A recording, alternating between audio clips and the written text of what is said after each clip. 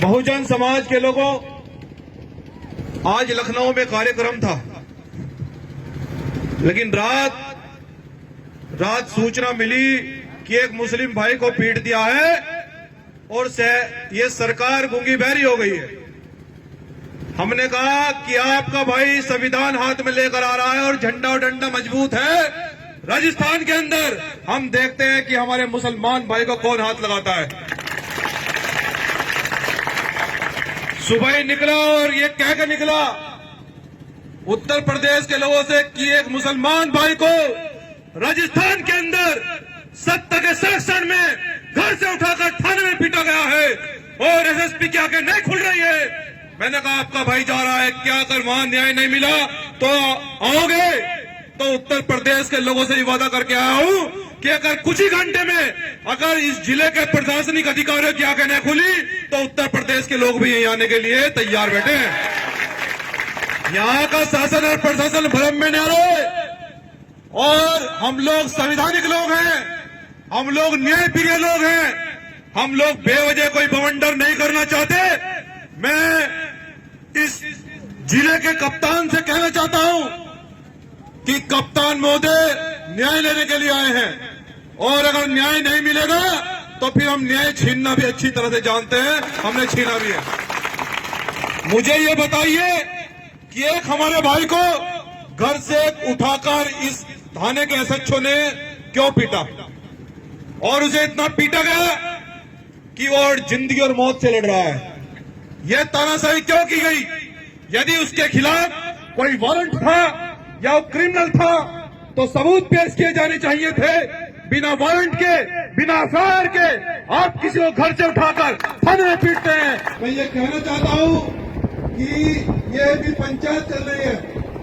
मैं प्रशासन से फिर से कह रहा हूं कि इस मामले को गंभीरता से लिया जाए। कहीं ऐसा ना हो कि फिर 4 लाइन भी बंद हो जाए और फिर तुम भी सस्पेंड है तो एसएचओ के चक्कर में। तो हम लोग न्याय प्रिय लोग हैं और यहाँ इस प्रदेश के लोगों से मैं ये भी कहना चाहता हूँ, तमाम 36 बिरादरी के लोगों से, कि हमारा राजनीतिक एजेंडा नहीं है। हम लोग आंदोलनकारी हैं।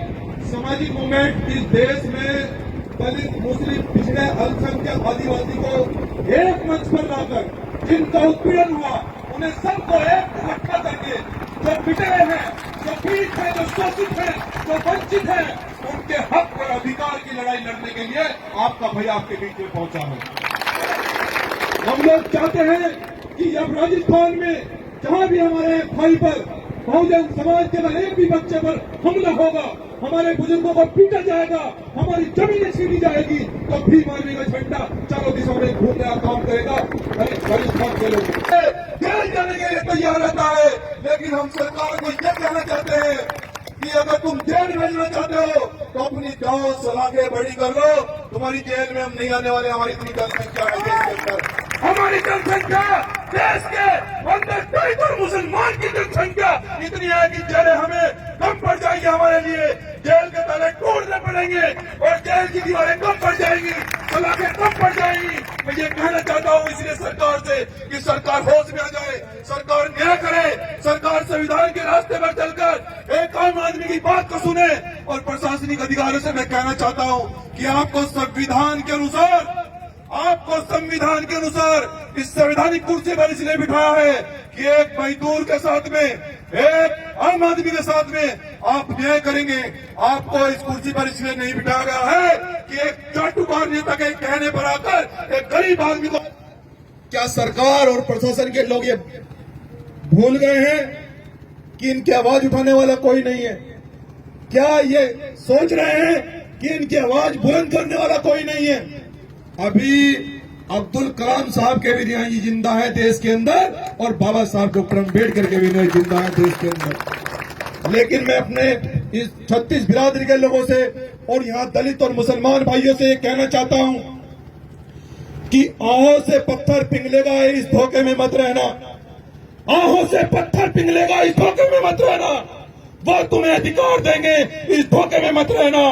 अगर अपने अधिकार, अपने हक, अपने हकों की लड़ाई लड़ना चाहते हो तो इंकलाब करो, इंकलाब करो, इंकलाब करो। दलित मुसलमान भाइयों, आपको घर से निकलकर इस लड़ाई को लड़ना होगा।